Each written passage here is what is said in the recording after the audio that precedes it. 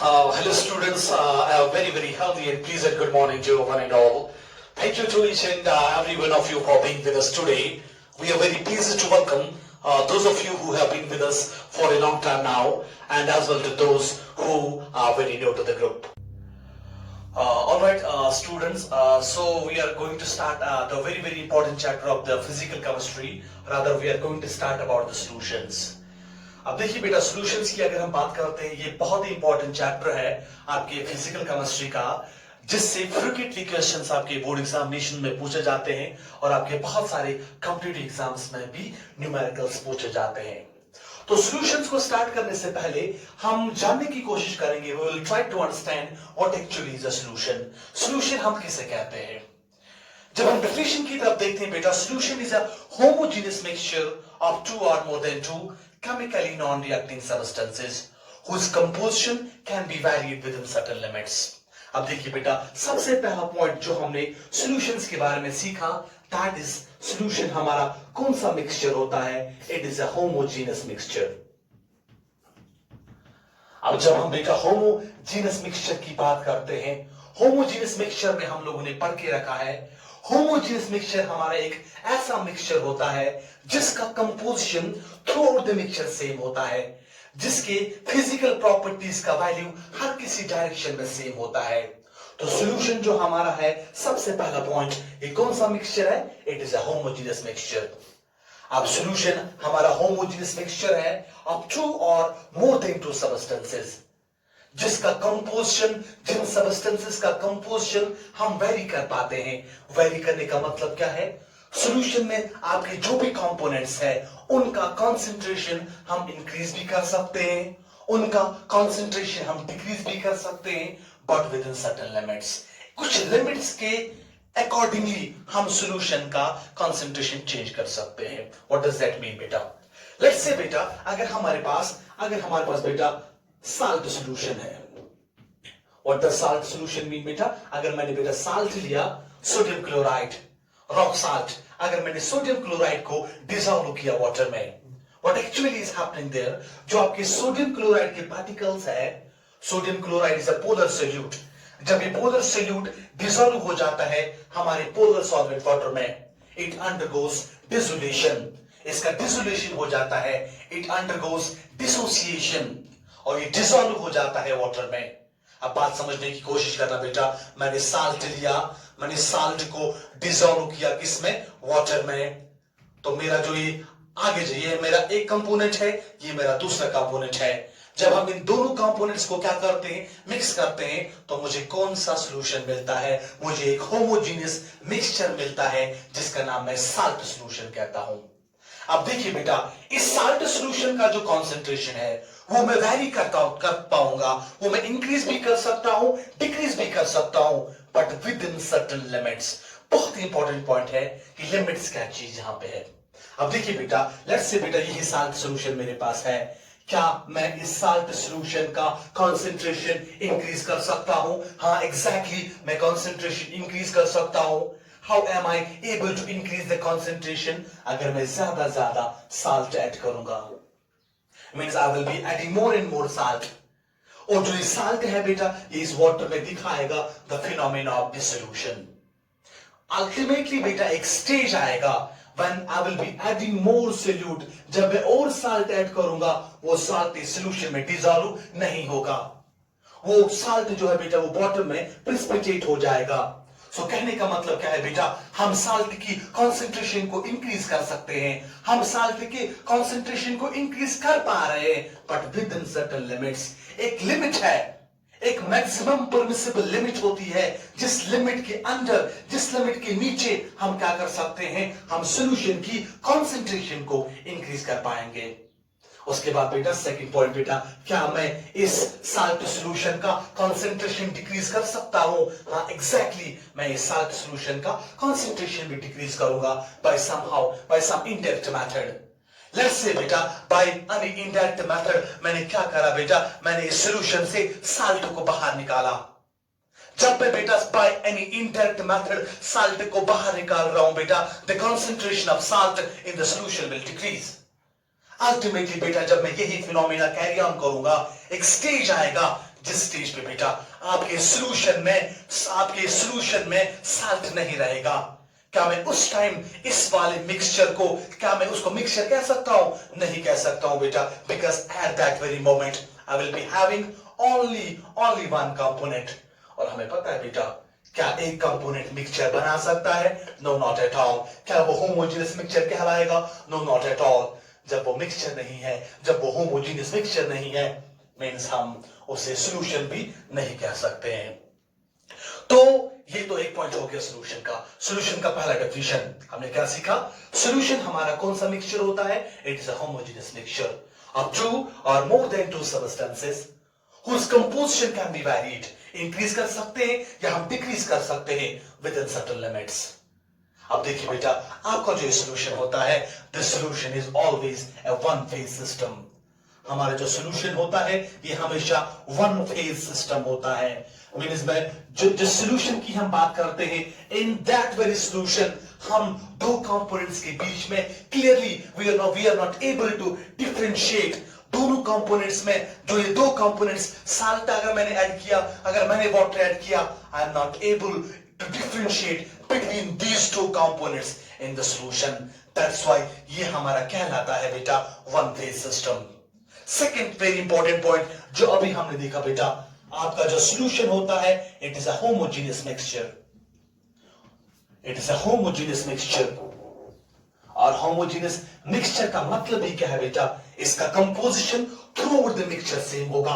अगर मैं salt solution की बात करता हूं, साल्ट सॉल्यूशन के बल्क में जो कॉन्सेंट्रेशन होगा, साल्ट सॉल्यूशन के जो बॉटम में कॉन्सेंट्रेशन होगा, साल्ट सॉल्यूशन के जो अपर वाले पोर्शन में कॉन्सेंट्रेशन होगा, हर जगह साल्ट का कॉन्सेंट्रेशन, साल्ट का ratio with that of water वो कांस्टेंट होगा, वो सेम होगा।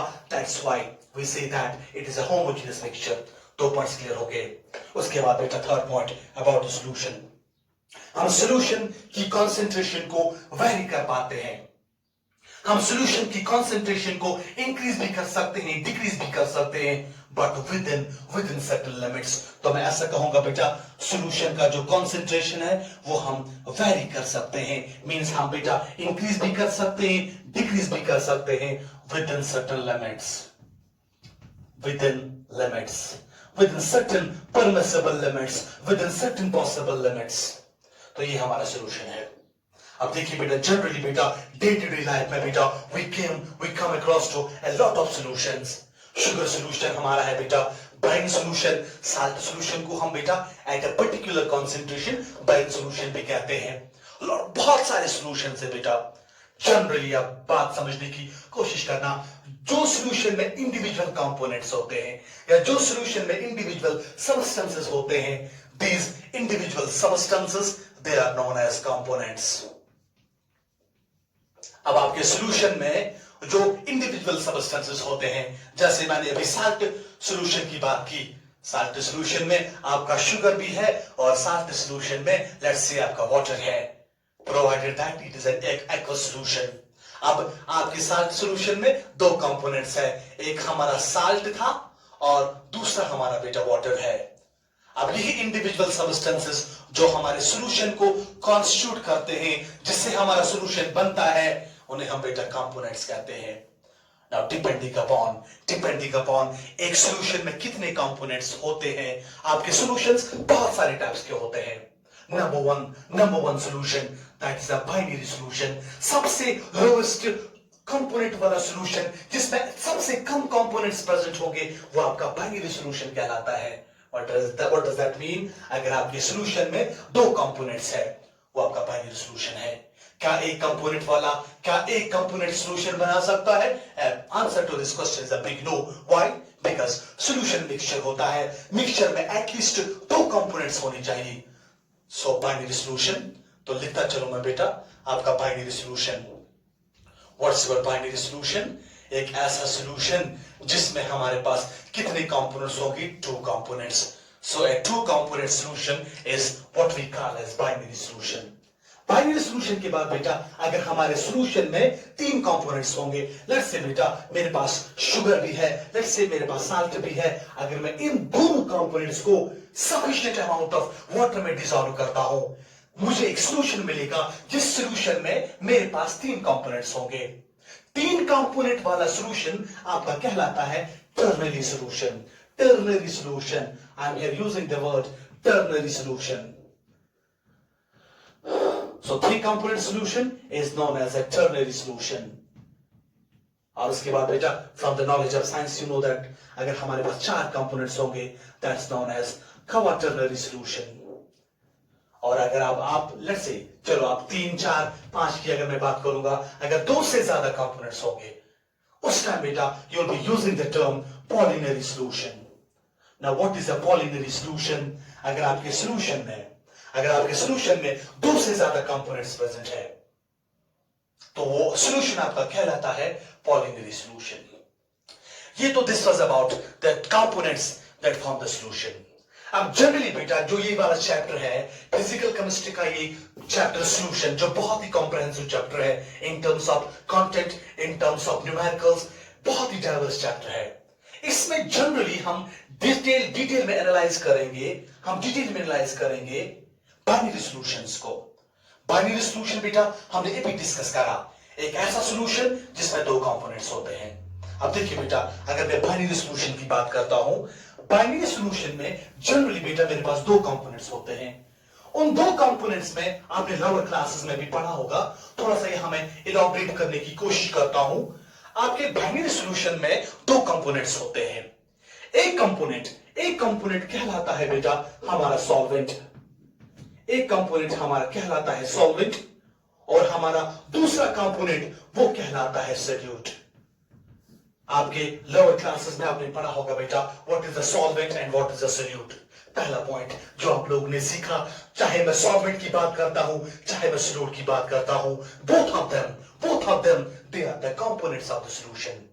अब समझने की कोशिश करना बेटा, एक ऐसा कंपोनेंट, पहला डेफिनेशन सॉल्यूट और सॉल्वेंट का हम यूज करेंगे बेटा अमाउंट मेथड। एक ऐसा कंपोनेंट, इस सॉल्यूशन का एक ऐसा कंपोनेंट जो जनरली बेटा ग्रेटर अमाउंट में प्रेजेंट होगा, जिसका कंसंट्रेशन ज्यादा होगा, जो बल्क में प्रेजेंट होगा, उस वाले कंपोनेंट को हम बेटा जनरली हम सॉल्वेंट कहते हैं, हम उसे विलायक कहते हैं। और यही सब्सटेंस यही वाला कंपोनेंट ये ज्यादा एक्सेस में प्रेजेंट होता है। चलिए बेटा एक एग्जांपल, अभी मैंने एग्जांपल दिया साल्ट सॉल्यूशन में। जनरली बेटा from the human experience you know that बेटा आपके वाटर में बहुत ज्यादा अमाउंट ऑफ वाटर में बहुत कम आपका सोडियम क्लोराइड डिसॉल्व हो जाता है। So from the definition it's clear that in a sodium chloride solution, in a salt solution water हमेशा एक्सेस में प्रेजेंट होता है, वाटर ज्यादा अमाउंट में प्रेजेंट होता है, तो आपका वाटर क्या कहलाएगा, वो आपका सॉल्वेंट कहलाएगा। तो आपका सॉल्वेंट का पहला डेफिनेशन क्या होगा बेटा, it is a component of the solution that's present in greater amount, जो ज्यादा अमाउंट में प्रेजेंट होगा। चलिए बेटा लेट्स से बेटा इस वाले कॉन्सेप्ट को थोड़ा सा हम समझने की कोशिश करते हैं। लेट्स से बेटा मेरे पास एक सॉल्यूशन है जिसमें एक कंपोनेंट ए है और दूसरा कंपोनेंट आपका बी है। लेट्स से बेटा आपका ए का 90% है और बी का 10% है। तो from the definition it's clear that जो आपका कंपोनेंट ए है ज्यादा अमाउंट में प्रेजेंट है, तो ये आपका सॉल्वेंट कहलाएगा। यहां पे बेटा हमें कोई भी प्रॉब्लम नहीं है। उसके बाद लेट्स से बेटा अगर मेरे पास दूसरा यही सॉल्यूशन है, इसमें मैंने 70% आपका ए रखा और मैंने लेट्स से बेटा अब 30% बी रखा। From the definition it's again clear that जो आपका कंपोनेंट ए है ज्यादा अमाउंट में प्रेजेंट है, अभी भी ये सॉल्वेंट कहलाएगा, और बी आपका अभी 30% में है, तो ये आपका क्या कहलाएगा बेटा, सॉल्यूट। चलिए उसके बाद अगर फिर से बेटा ए एंड बी, मैं इस एग्जांपल को थोड़ा सा और आगे लेके चलूंगा। अगर मेरे पास बेटा सेकंड केस ऐसा बन गया बेटा, मेरे पास ए का 40% आ गया और अब बी का कितना आ गया बेटा, 60%। From this definition, from the amount definition it's clear that अभी बी हमारा ज्यादा अमाउंट में प्रेजेंट है, अभी ए हमारा लेसर अमाउंट में प्रेजेंट है, तो बी हमारा क्या कहलाएगा, ये हमारा कहलाएगा बेटा सॉल्वेंट। सिमिलरली बेटा अगर मैं बी की कंसंट्रेशन को फर्दर इंक्रीज करूंगा, हर किसी कंसंट्रेशन पे अब मेरा बी एक्ट करेगा सॉल्वेंट और मेरा ए एक्ट क्या करेगा, वो मेरा एक्ट करेगा सॉल्यूट। अब प्रॉब्लम कहां पे होती है बेटा? लेट्स से बेटा अगर हमारे पास बेटा ये वाला कंडीशन आ गया, ए मेरे पास 50% है और मेरा बी भी क्या है बेटा? बी भी 50% है, then what happens to your definition? आपका डेफिनेशन कहीं पे नहीं काम आएगा। ए 50% पे है, बी 50% पे है बेटा, then how you people are be able to define what is solvent and solute? तो ये डेफिनेशन आप तब यूज करोगे जब आपके पास कंसंट्रेशन जनरली ज्यादा अमाउंट में जो होगा सॉल्वेंट होगा, जो लेसर अमाउंट में होगा वो सोल्यूट कहलाएगा। But what about this condition? अगर कभी भी you come across to these conditions, वहां हम सॉल्वेंट की दूसरी डेफिनेशंस को बेटा हम पेश करते हैं। चलिए बेटा लिखते जाइए बेटा सॉल्वेंट का दूसरा डेफिनेशन।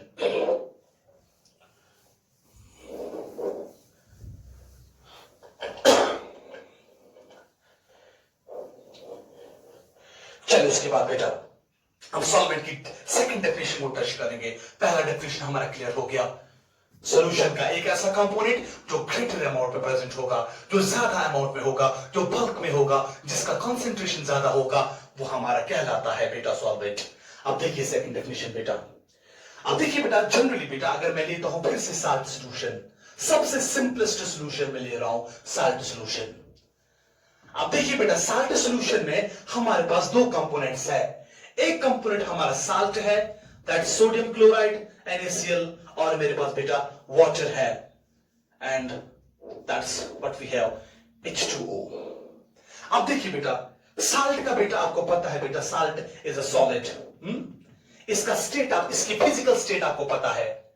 अब अगर मैं सेकंड कंपोनेंट बेटा लेता हूं बेटा water, water is classically room temperature पे वाटर लिक्विड होता है। वाटर का फिजिकल स्टेट भी हमें पता है, इट्स लिक्विड होता है रूम टेम्परेचर पे। अब देखिए बेटा हम सॉल्वेंट को कैसे डिफाइन करते हैं। उसके बाद मैंने सॉल्यूशन बनाया, सॉल्यूशन का फाइनल स्टेट भी क्या होगा बेटा? साल्ट सॉल्यूशन का इट सीम्स लाइक वो भी लिक्विड ही है, कोई डिफरेंशिएशन नहीं होता है। अगर आप साल्ट सॉल्यूशन को देखोगे, salt solution clearly transparent solution होता है, जो ब्राउनियन मूवमेंट नहीं दिखाता है, जो टिंडेल इफेक्ट नहीं दिखाता है, जिसके पार्टिकल्स लाइट को स्कैटर नहीं करते हैं। इट्स लाइक साल्ट सॉल्यूशन का की प्रॉपर्टीज वैसी होती है जैसे प्योर लिक्विड की होती है, एक फेज दिखता है।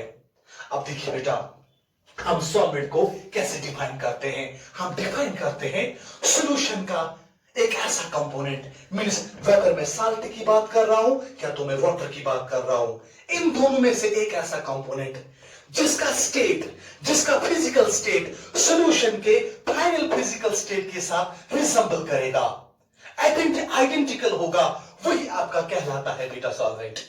आप दोनों को बेटा दिमाग में रखिए, आप वाटर को भी दिमाग में रखिए और आप साल्ट को भी दिमाग में रखिए।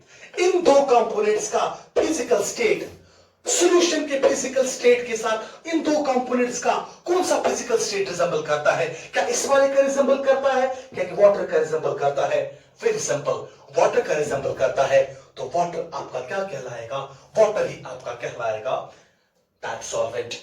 तो सेकंड डेफिनेशन हम क्या कहेंगे? सॉल्वेंट सॉल्यूशन का एक ऐसा कंपोनेंट होता है जिसका फिजिकल स्टेट रिजेंबल करता है with the final phase of the solution. कितने डेफिनेशंस आपके हो गए बेटा? आपके दो डेफिनेशंस क्लियर हो गए। थर्ड बहुत इंपॉर्टेंट डेफिनेशन बेटा, जनरली बेटा जब भी सॉल्यूशन बनता है, अगर हम बाइनरी सॉल्यूशन की बात करते हैं, इनिशियली बेटा हमारे पास दो अलग अलग फेजेस होते हैं। लेट्स से बेटा एक फेज मेरा जनरली लोअर क्लासेस के लिए एक फेज मेरा लिक्विड होगा, दूसरा फेज मेरा सॉलिड होगा। जैसे मैं साल्ट सॉल्यूशन की बात करता हूं, दो अलग अलग फेजेस होते हैं। जब हम इन दो फेजेस को कंबाइन करते हैं, अगर ये दो फेजेस वन फेज सिस्टम बनाएंगे, होमोजेनियस मिक्सचर बनाएंगे, हम कहते हैं ये सॉल्यूशन है। अब बात समझने की कोशिश करना आप। अब जब मैं सॉल्ट को डिसॉल्व करता हूं सॉल्वेंट में, कौन सा फिनोमेना हो जाता है? एक फेज के पार्टिकल्स जो होते हैं वो दूसरे फेज के पार्टिकल्स में डिसइंटीग्रेट हो जाते हैं, वो दूसरे फेज के पार्टिकल्स में डिस्पर्स हो जाते हैं, डिसॉल्व हो जाते हैं। अब एक ऐसा फेज, एक ऐसा कंपोनेंट जिसके पार्टिकल्स किसी दूसरे फेज में डिसॉल्व हो जाएंगे, या एक ऐसा फेज जो दूसरे पार्टिकल्स को आपस में डिसॉल्व करता है, खुद में डिसॉल्व करता है, वो डिसॉल्विंग फेज, वो डिस्पर्शन मीडियम एक्ट करता है बेटा एज सॉल्वेंट। तो क्या मैं ऐसा नहीं कह सकता हूं बेटा सॉल्वेंट ही एक ऐसा कंपोनेंट होता है जो एक्ट करता है, that acts as a dispersion medium. Generally बेटा जो आपका सॉल्वेंट है बेटा ये एक्ट करता है बेटा एज डिस्पर्शन मीडियम। मीन्स इसी सॉल्वेंट के अंदर कौन सा फिनोमिना होता है, द फिनोमिना ऑफ डिसोल्यूशन होता है। इसी सॉल्वेंट के अंदर ही जो आपके सोल्यूट के पार्टिकल्स होते हैं बेटा, इस घुलने वाले तत्व के जो ये पार्टिकल्स होते हैं वो इस गोलों में, वो इस सोल्यूशन में क्या हो जाते हैं, वो डिसइंटीग्रेट हो जाते हैं, डिसॉल्व हो जाते हैं। ये आपका हो गया थर्ड डेफिनेशन। मीन्स जो हमारा सॉल्वेंट है, शॉर्ट में याद रखोगे सॉल्वेंट ही हमारा एक्ट क्या करता है, डिस्पर्शन मीडियम। सॉल्वेंट के अंदर ही आपके पार्टिकल्स क्या हो जाते हैं, आपके पार्टिकल्स बेटा डिसॉल्व हो जाते हैं। चलिए बेटा और एक डेफिनेशन आपका हो गया, और एक हल्की फुल्की सी डेफिनेशन जो आगे जाके आपके काम आएगी। ये क्लियर हो गया। उसके बाद बेटा ये हमारा फेज मेथड था। उसके बाद हम सॉल्वेंट को और कैसे डिफाइन कर सकते हैं, बिकॉज जब भी आपको सॉल्वेंट को पहचानना होगा बहुत सारे पैरामीटर्स है बेटा जिनको आप दिमाग में रखोगे, then and only then you will be able to state इसमें सॉल्वेंट कौन है, सोल्यूट कौन है। अब देखिए बेटा और एक जनरली बेटा आपने नाम सुना होगा बेटा डाइलेक्ट्रिक कांस्टेंट। डाइलेक्ट्रिक कांस्टेंट अब समझना बेटा डाइलेक्ट्रिक कांस्टेंट किसे कहते हैं, या फिजिक्स में पढ़ोगे बेटा सिंपली याद रखना बेटा dielectric constant is also known as relative permittivity. It's also known as बेटा जब भी बेटा लेट्स से बेटा मेरे पास दो चार्जेड पार्टिकल्स है, दो चार्जेड पार्टिकल्स को बेटा मैंने स्पेस में रखा, स्पेस में बेटा फ्री स्पेस में या वैक्यूम में इनके बीच में फोर्स ऑफ अट्रैक्शन होगा। अब अगर मैंने इन्हीं दो चार्जेड पार्टिकल्स को लेट्स से बेटा मैंने किसी मीडियम में लिया, वाटर में मैंने लिया, वाटर में क्या होता है बेटा इन दो पार्टिकल्स के बीच में फोर्स ऑफ अट्रैक्शन डिक्रीज होता है। अब कितना किस अमाउंट से ये फोर्स ऑफ अट्रैक्शन डिक्रीज होता है वो हम डिनोट करते हैं bye means of a term जो जनरली हम फिजिक्स में यूज करते हैं डाइलेक्ट्रिक कांस्टेंट के से। आपने सुना होगा बेटा from the knowledge of I can से दिस डेटा जो बहुत ही कॉम्प्लिकेटेड होते हैं, वाटर का डाइलेक्ट्रिक कांस्टेंट नियरली 80 के बराबर होता है। What does that mean? इसका मतलब एक सिंपल और एक तरीका है इस चीज को समझने का। वाटर को अगर लेट्स से बेटा मैंने दो चार्ज पार्टिकल्स को स्पेस में रखा, इनके बीच में फोर्स होगा, फोर्स ऑफ अट्रैक्शन। अब अगर मैंने इन्हीं दो चार्ज पार्टिकल्स को लेट्स से वाटर में रखा, अभी मेरा मीडियम वाटर है, अभी मुझे पता है वाटर का डाइलेक्ट्रिक कांस्टेंट 80 है। What does that mean? Water में इन दो चार्ज पार्टिकल्स के बीच में force of attraction 80 times decrease हो जाएगा। क्लियर हो गया आपका? ये एक डेफिनेशन है। अब याद रखिए बेटा मैं यहां पे टर्म यूज करता हूं जनरली आपके सॉल्यूशंस में एक ऐसा कंपोनेंट जिसका डाइलेक्ट्रिक कांस्टेंट का वैल्यू ज्यादा होगा। ये हम बहुत रेयरली ये डेफिनेशन यूज करते हैं, ज्यादातर ये डेफिनेशन वैलिड नहीं है, लेकिन फिर भी आप याद रखिए जनरली सॉल्यूशन में एक ऐसा कंपोनेंट जिसके डाइलेक्ट्रिक कांस्टेंट का वैल्यू ज्यादा होगा वो जनरली आपका सॉल्वेंट होता है, और जिसके डाइलेक्ट्रिक कांस्टेंट का वैल्यू कम होता है वो आपका क्या होता है, वो आपका सोल्यूट होता है। तो दीज वर फ्यू डेफिनेशंस जिससे हम बेटा डिफरेंशिएट कर पाते हैं सोल्यूट एंड सॉल्वेंट। अब सबसे important definition about solute and solvent, पहले मैं सॉल्वेंट को ही डिफाइन करते चलो। सॉल्वेंट अब देखिए बेटा फिर से मैं एग्जांपल लेता हूं बेटा ए एंड बी।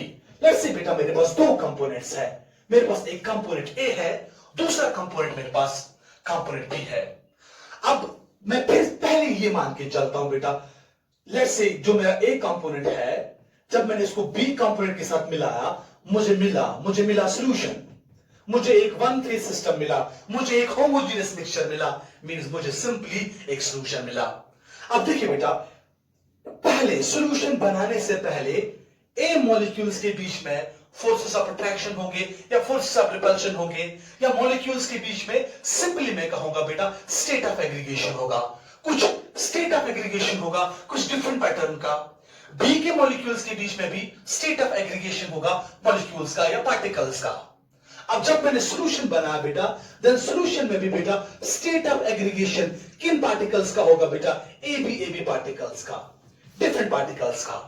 आप समझना बेटा और एक बहुत इंपॉर्टेंट डेफिनेशन, सॉल्यूशन में सॉल्वेंट एक ऐसा कंपोनेंट होता है, सॉल्यूशन में सॉल्वेंट, जो आपका सॉल्वेंट है वो एक ऐसा कंपोनेंट होता है जिसके मॉलिक्यूल्स का स्टेट ऑफ एग्रीगेशन रिसेंबल करता है with that of solution. If the component whose molecules, whose state of aggregation of the molecules resemble with that of solution, वही वाला component आपका कहलाता है बेटा solvent. Clear हो गया बेटा? This was about बेटा solvent. अब चलिए बेटा इसी solvent को थोड़ा सा आगे हम लेके चलते हैं बेटा, बाद में हम solute की तरफ जाएंगे. तो आपका जो ये solvent होता है बेटा, जो ज्यादा अमाउंट में प्रेजेंट होता है, जनरली जो ज्यादा अमाउंट में प्रेजेंट होता है, जिसके डाइलेक्ट्रिक कांस्टेंट का वैल्यू जनरली ज्यादा होता है, जिसका फाइनल स्टेट रिजेंबल करता है सॉल्यूशन के साथ, जो जनरली एक्ट करता है डिस्पर्शन मीडियम, वो आपका कहलाता है बेटा सॉल्वेंट. चलिए अब हम इस सॉल्वेंट का क्लासिफिकेशन देखेंगे. सॉल्वेंट, जो ये वर्ड सॉल्वेंट है, it's derived from the Greek word solvo, that means loosen. Loosen, what does loosen means इसके अंदर अगर हम कोई किसी दूसरे सबस्टेंस को, लेट्स से बेटा किसी दूसरे सबस्टेंस को, वाटर को मैं डिसॉल्व, सोडियम क्लोराइड को मैं डिसॉल्व करता हूं, वो इसमें लूजन हो जाता है. लूजन का मतलब क्या है बेटा? वो डिसइंटीग्रेट हो जाता है, वो डिसॉल्व हो जाता है. That's why we say that solvo, loosen. चलिए अब यही सॉल्वेंट जो है बेटा, इन सॉल्वेंट्स का हम क्लासिफिकेशन देखेंगे. जनरली बेटा जो हमारे पास सॉल्वेंट्स होते हैं, जो हम वेदर ऑर्गेनिक केमिस्ट्री में यूज करते हैं या हमारे फिजिकल केमिस्ट्री में यूज करते हैं, हमारे सॉल्वेंट्स जनरली दो टाइप्स के होते हैं. एक हमारे पास होता है polar solvent, and on the second hand we have non polar solvent.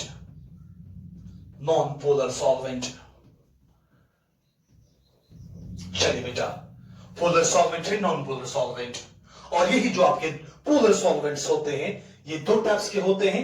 आपका ए पहले लिखेंगे बेटा polar solvent, polar protic solvent,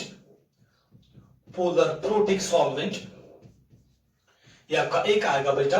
और सेकंड हम क्या लिखते जाएंगे बेटा? पोलर एप्रोटिक सॉल्वेंट्स या aprotic solvents, polar aprotic solvents.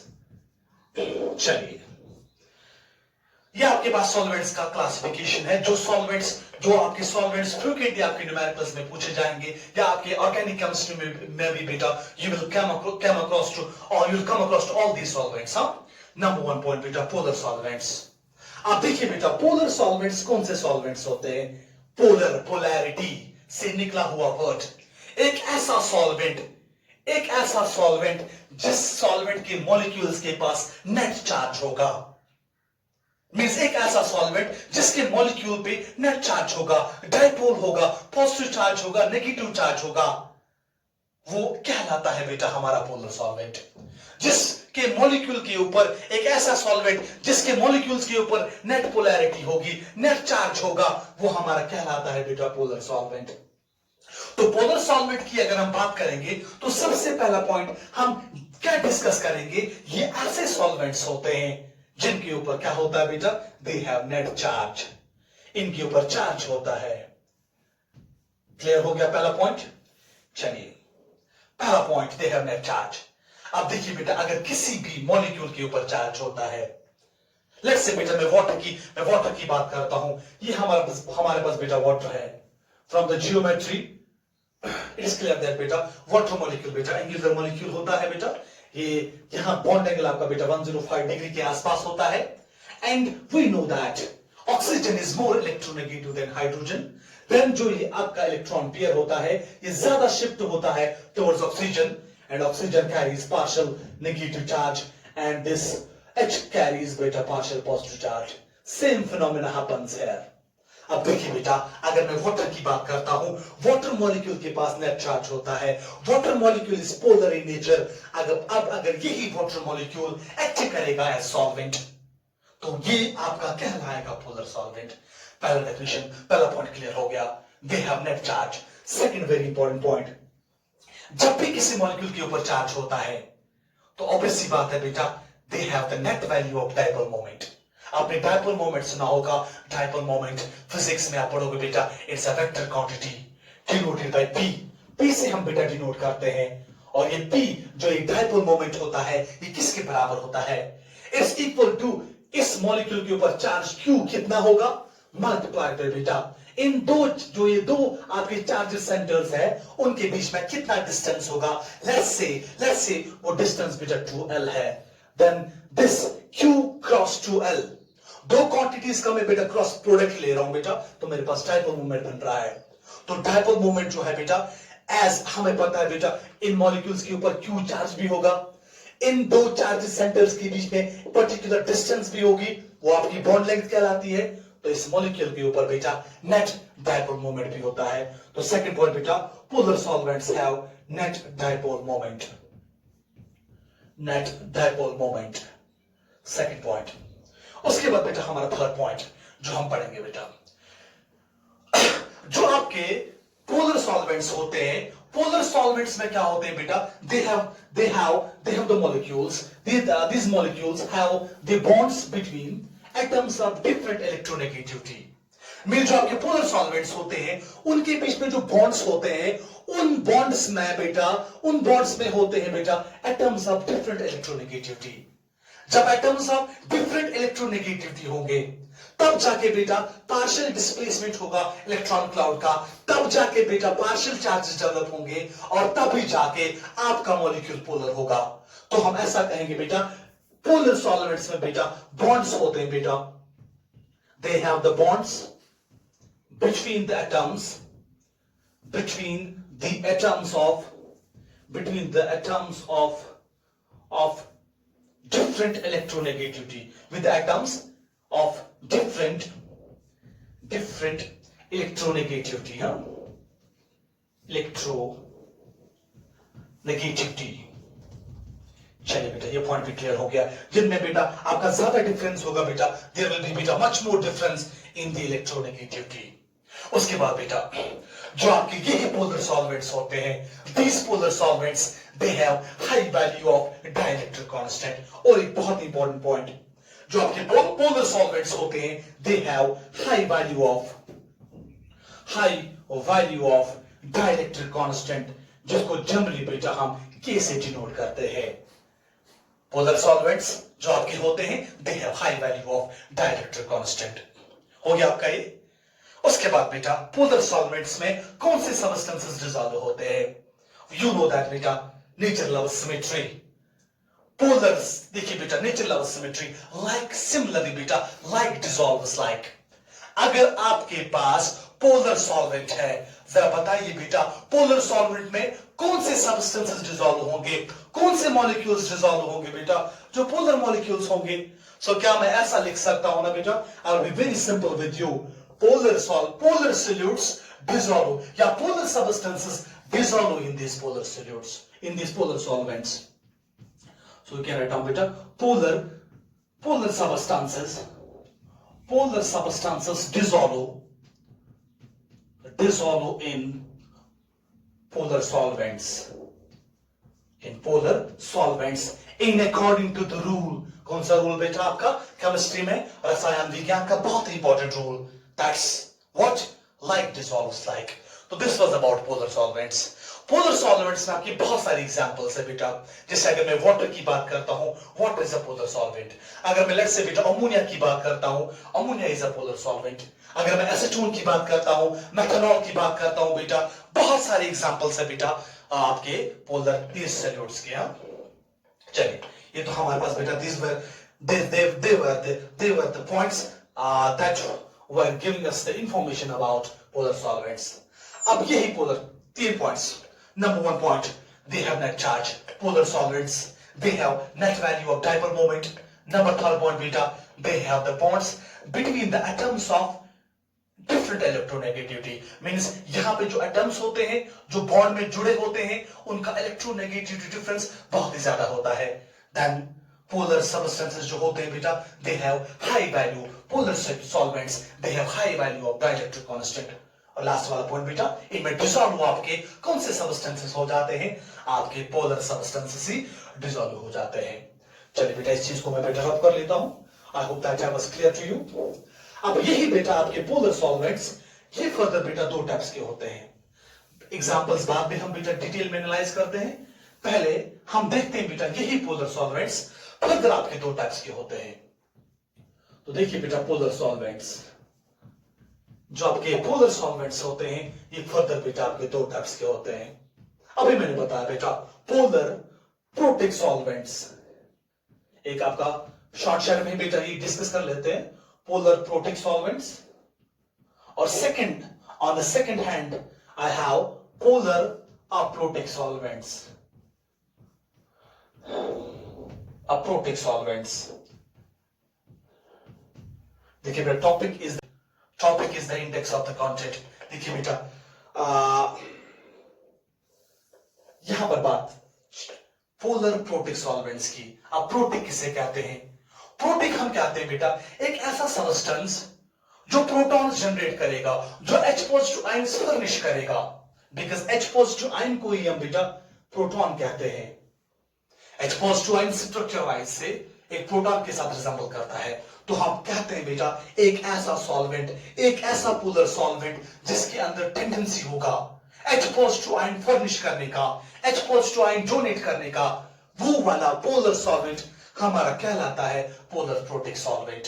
तो क्या मैं ऐसा कहूंगा ना बेटा जो हमारे पोलर प्रोटिक सॉल्वेंट्स होते हैं, नंबर वन पॉइंट, इनके पास भी नेट डाइपोल मोमेंट होगा, इनके पास भी नेट चार्ज होगा, तो हम लिखेंगे बेटा इनका Q जो है बेटा वो ग्रेटर देन 0 होगा, चार्ज भी ज्यादा होगा, इनका डाइपोल मोमेंट भी बेटा ग्रेटर देन 0 होगा। बात समझा रही है बेटा? उसके बाद third very very important point, जिससे हम इनका ये नाम लिखते हैं polar protic solvents. These solvents have the tendency to generate, to produce H positive ions। तो लिखेंगे बेटा these solvents produce, या हम लिखेंगे बेटा they furnish H positive ions। ये आपके H positive ions बेटा फर्निश करते हैं। क्लियर हो गया बेटा? उसके बाद बेटा सबसे इंपॉर्टेंट पॉइंट, अब ये सॉल्वेंट्स क्यों करते हैं बेटा फर्निश H पॉजिटिव आयंस? अगर हम बेटा इस कॉन्सेप्ट के अंदर केमिस्ट्री को बेटा थोड़ा सा सामने लाने की कोशिश करते हैं, जो ये सॉल्वेंट्स होते हैं पोलर प्रोटिक सॉल्वेंट्स, जनरली बेटा इनके अंदर कौन से बॉन्ड्स होते हैं बेटा? They generally have NH linkage और OH लिंकेज। इनके मॉलिक्यूल्स के अंदर बेटा NH बॉन्ड्स होते हैं या आपके OH बॉन्ड्स होते हैं। तो आपका थर्ड पॉइंट हम क्या लिखेंगे बेटा? these solvents they have NH nitrogen hydrogen, या हम कहेंगे बेटा ऑक्सीजन हाइड्रोजन लिंकेज। चलिए इन्हीं लिंकेज से हमें बेटा क्लियर होगा why are these solvents protic solvents. हाँ चलिए बेटा यहां क्लियर कर लेते हैं। लेट्स से बेटा मैं फिर से एग्जांपल देता हूं बेटा वाटर मॉलिक्यूल की। ये मेरे पास वाटर मॉलिक्यूल है, आपका जो वाटर मॉलिक्यूल है पहले ये मान के चलिए, एग्जांपल से पहले ये मान के चलिए it is a polar solvent, जो अभी हमने डिस्कस करा। सेकंड पॉइंट जो भी मैं आपको बताने जा रहा हूं बेटा, यही वाटर मॉलिक्यूल ये पोलर प्रोटिक सॉल्वेंट होता है। अब देखिए बेटा number one point, you know that बेटा यहां डेल्टा नेगेटिव चार्ज होता है, यहां आपका डेल्टा पॉजिटिव, और यहां पर भी बेटा आपका डेल्टा पॉजिटिव चार्ज होता है। अब देखिए बेटा व्हाट एक्चुअली हैपेंस बेटा, इस मॉलिक्यूल में बेटा OH लिंकेज है। अब OH लिंकेज जब इस मॉलिक्यूल में है, देन एंड ओनली देन जो इलेक्ट्रॉन पेयर है ये ज्यादा डिस्प्लेस कहां की तरफ होगा बेटा? ये ज्यादा ऑक्सीजन की तरफ डिस्प्लेस होगा, जिसकी वजह से इस पार्शियल डिस्प्लेसमेंट की वजह से व्हाट एक्चुअली हैपेंस बेटा, जो ये बॉन्ड है बेटा ये बॉन्ड वीकन हो जाता है, ये बॉन्ड एसिडिक इन नेचर बन जाता है, और जो H पॉजिटिव आयन है बेटा ये फर्निश हो जाता है आपके मीडियम में।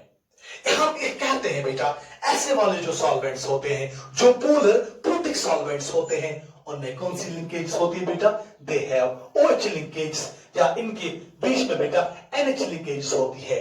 Same phenomena happens with NH bond. ये इलेक्ट्रॉन पेयर जो है बेटा ये ज्यादा डिस्प्लेस होगा towards the nitrogen because of the greater electronegativity of the nitrogen atom, और आपका H पॉजिटिव आयन जो है बेटा ये फर्निश हो जाएगा।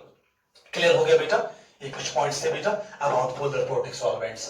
अब उसके बाद बेटा पोलर प्रोटिक सॉल्वेंट्स अब इनका भी जो डाइलेक्ट्रिक कांस्टेंट होगा, ये क्लियर हो गया बेटा, इनका जो डाइलेक्ट्रिक कांस्टेंट होता है, they have higher value of dielectric constant. जो आपके पोलर प्रोटिक सॉल्वेंट्स होते हैं, इनका भी क्या होता है बेटा, they have high value of के, हाई वैल्यू ऑफ के। क्लियर हो गया बेटा, इनके डाइलेक्ट्रिक कांस्टेंट का वैल्यू भी ज्यादा होता है। चलिए बेटा कुछ एग्जांपल से समझाने की कोशिश करते हैं, और एक पॉइंट पहले चलिए, उसके बाद हम एग्जांपल स्टार्ट करते हैं। दे एक्ट एज, जो ये पोलर प्रोटिक सॉल्वेंट्स है बेटा, they act as weak nucleophiles, weak nucleophiles. अब ये एक्ट करते हैं बेटा वीक न्यूक्लियोफाइल्स। अब सबसे इंपॉर्टेंट पॉइंट बेटा, क्यों एक्ट करते हैं वीक न्यूक्लियोफाइल्स बेटा, because these polar protic solvents बेटा, they participate in hydrogen bonding. ये पॉइंट भी आप लिखते जाइए बेटा, जो आपके पोलर प्रोटिक सॉल्वेंट्स होते हैं, दे generally participate in hydrogen bonding, participate in hydrogen bonding. आपके जो बेटा पोलर प्रोटिक सॉल्वेंट्स होते हैं, उनके मॉलिक्यूल्स के बीच में हाइड्रोजन बॉन्डिंग होती है, means these molecules are not free to move in, they don't have such a freedom to move freely. Why? Because they generally participate in hydrogen bonding. अब जब ये हाइड्रोजन बॉन्डिंग में participate करते हैं, तो बेटा they act as weak nucleophiles. और clear. अब चलिए उसके बाद और एक एग्जांपल से समझाने की कोशिश करते हैं। पोलर सॉल्वेंट्स में मैं बात करता हूं, पोलर सॉल्वेंट्स में उनका कौन सा सब डिवीजन में अभी टच कर रहा हूं, पोलर प्रोटिक सॉल्वेंट्स। उसमें एग्जांपल लिखिए बेटा, H2 आपका वाटर, एक आपका वाटर आएगा। मैंने भी बताया इनका हाई वैल्यू होता है डाइलेक्ट्रिक कांस्टेंट का। वाटर का जनरली के किसके बराबर होता है, वो 80 के बराबर होता है। दूसरे एग्जांपल आप लिखते जाइए बेटा, like we have the example of ammonia, NH3। Ammonia is also a polar protic solvent. Ammonia के मॉलिक्यूल के ऊपर नेट चार्ज होता है। अमोनिया के पास नेट वैल्यू होता है डाइपोल मोमेंट का। अमोनिया में NH लिंकेज होती है। अमोनिया के अंदर टेंडेंसी होती है H पॉजिटिव आयन डोनेट करने की, तो ये एक्ट क्या करता है बेटा, ये एक्ट करता है पोलर प्रोटिक सॉल्वेंट। और अमोनिया का जो डाइलेक्ट्रिक कांस्टेंट की है बेटा, वो एग्जैक्टली किसके बराबर होता है, वो 25 के बराबर होता है, means high value of dielectric constant. उसके बाद भी और कुछ एग्जांपल्स बेटा, like you have the example of acetic acid. तो आपका CH3COOH आपका एसिटिक एसिड है, तो ये भी आपका पोलर प्रोटिक सॉल्वेंट है। इसका K का वैल्यू बेटा 6.2 होता है, तो ये भी आपका this is also your polar solvent, acetic acid. Acetic acid के बाद बेटा हम बात कर सकते हैं मेथनॉल की, एथेनॉल की बेटा, बहुत सारे examples, like we have example of बेटा मेथनॉल। मेथनॉल आपको पता है बेटा, इट्स और ethanol, ethanol, this is CH3OH and this is CH3CH2OH। तो ये भी सारे बेटा आपके कौन से सॉल्वेंट्स है बेटा, ये आपके बेटा पोलर प्रोटिक सॉल्वेंट्स है। अब हम बेटा फिजिकल केमिस्ट्री का ही इसमें बेटा थोड़ा सा आपको दिखा रहे हैं बेटा, फिजिकल केमिस्ट्री में हम बेटा इन सॉल्वेंट्स को किस तरीके से पढ़ते हैं। एक ऑर्गेनिक का भी एक पॉइंट आप देखते जाइए बेटा, जो आपके पोलर सॉल्वेंट्स है, polar solvents generally they favour SN1 mechanism. आगे जाके बेटा आपने क्लास 11 में पढ़ा होगा बेटा, SN1 reactions, substitution, nucleophilic, first order reactions. जो आपके पोलर सॉल्वेंट्स है, ये फेवर करते हैं, दे फेवर SN1 मैकेनिज्म। और एक पॉइंट आप लिखते जाइए बेटा, जो आपके पोलर सॉल्वेंट्स है, एक्स्ट्रा पॉइंट लिखिए बेटा, दे favour SN1 mechanism, SN1 mechanism. अगर कोई भी न्यूक्लियोफिलिक सब्स्टिट्यूशन रिएक्शन हम कराते हैं, प्रोवाइडेड दैट बहुत सारे पैरामीटर्स भी इसको सपोर्ट कर रहे हैं SN1 मैकेनिज्म को, अगर वही रिएक्शन हम करा रहे हैं किसी पोलर सॉल्वेंट में, तो पोलर सॉल्वेंट भी हेल्प करेगा रिएक्शन को किस मैकेनिज्म के थ्रू जाने को, थ्रू SN1 मैकेनिज्म। क्लियर हो गया बेटा, ये आपका बेटा था these were polar protic solvents. उसके बाद हम सेकंड फेज टच करेंगे, पोलर अप्रोटिक सॉल्वेंट्स या polar aprotic solvents. I hope that I was clear to you.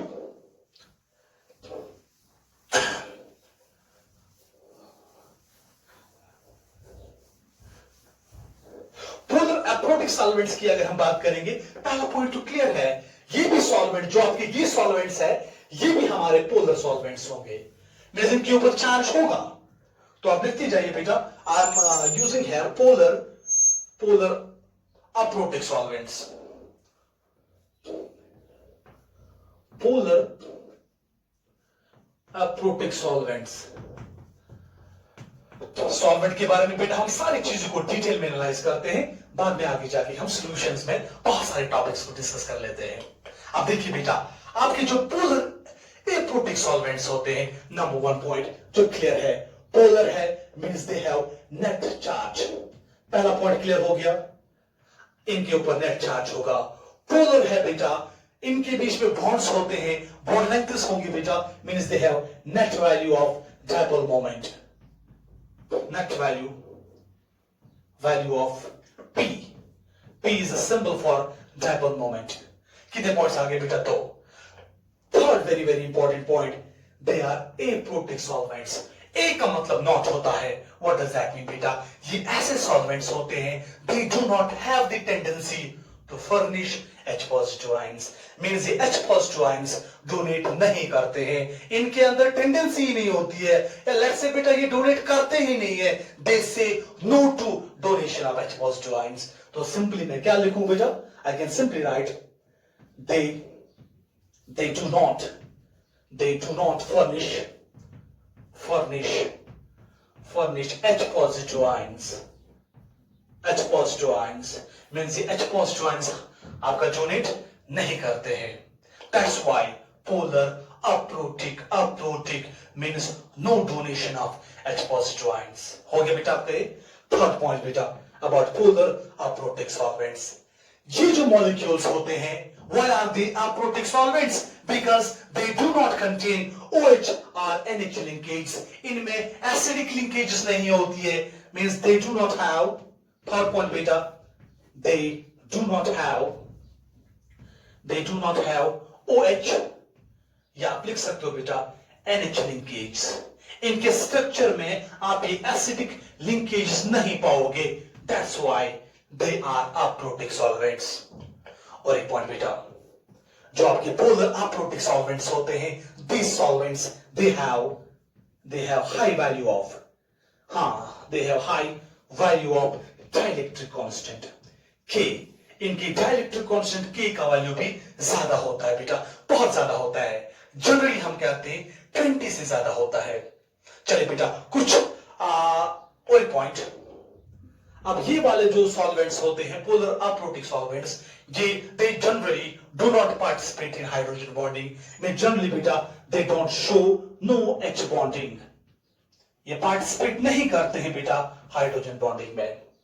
अब जब ये पार्टिसिपेट हाइड्रोजन बॉन्डिंग में नहीं करते हैं, मींस इनके जो मॉलिक्यूल्स होते हैं वो molecules they are sufficiently free, they are sufficiently mobile, वो मूवमेंट दिखाते हैं, इजीली मूवमेंट दिखाते हैं। That's why these polar aprotic solvents they are more nucleophilic. तो आप लिख सकते हो बेटा दे आर मोर न्यूक्लियोफिलिक। चलिए उसके बाद लास्ट वाला पॉइंट, मैंने ऑर्गेनिक का एक पॉइंट आपको बताया था बेटा, दैट जो आपके पोलर अप्रोटिक सॉल्वेंट्स है वो फेवर करते हैं SN1 मैकेनिज्म को, क्योंकि वहां पे एक्चुअली बेटा वो स्टेबलाइज करते हैं कार्बोकेटाइन को। That's a secondary question. लेकिन यहां पर जो आपके पोलर अप्रोटिक सॉल्वेंट्स है, they generally favour SN2 mechanism, they favour SN2 mechanism. ये सब्स्टिट्यूशन न्यूक्लियोफिलिक सेकंड ऑर्डर या बाइमोलिकुलर मैकेनिज्म को बेटा फेवर करते हैं। मैकेनिज्म में अगर कोई रिएक्शन हम पोलर अप्रोटिक सॉल्वेंट्स में कराते हैं, वो रिएक्शन जनरली चाहेगी होना through SN2 mechanism, provided that बाकी पैरामीटर्स भी SN2 मैकेनिज्म को सपोर्ट करते हैं। क्लियर हो गया बेटा? अब कुछ एग्जांपल्स आप लिखिए बेटा, इसमें बहुत सारे एग्जांपल्स हम डिटेल में डिस्कस करेंगे। नंबर वन पॉइंट, ये क्लियर हो गया सारे पॉइंट्स बेटा। पोलर अप्रोटिक सॉल्वेंट्स, इनके ऊपर नेट चार्ज होता है, net value of dipole moment, they do not furnish H positive ions, they do not have OH and NH linkages, they have high value of dielectric constant K, generally 20 से ज्यादा होता है। उसके बाद बेटा they do not show hydrogen bonding, And more and more important point, beta, they are more nucleophilic because the molecules are free to move. And third one, indeed the last one, they favor ascento mechanism. Clear? चलिए examples. अब polar protic solvents में हम बेटा बहुत सारे examples को detail में discuss करते हैं.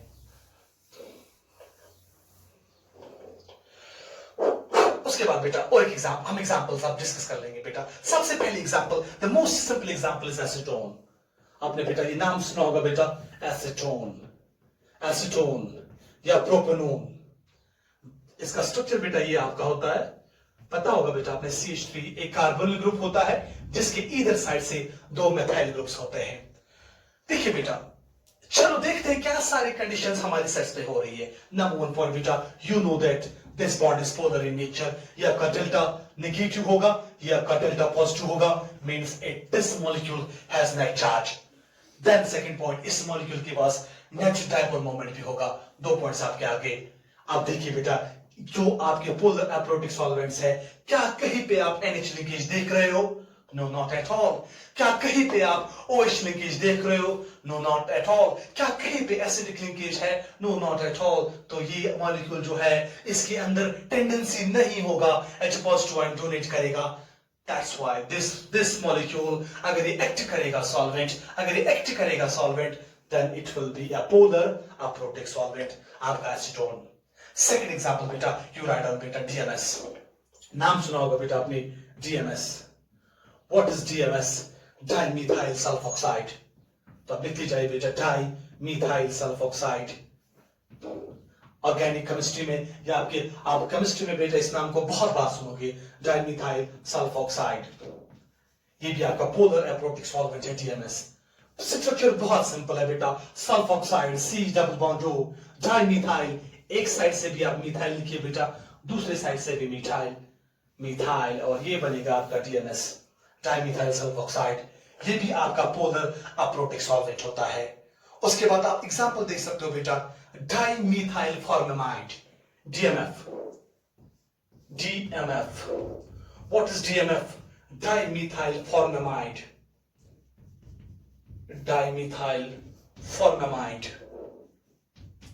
चलिए बेटा, DMF का स्ट्रक्चर भी बनाते हैं.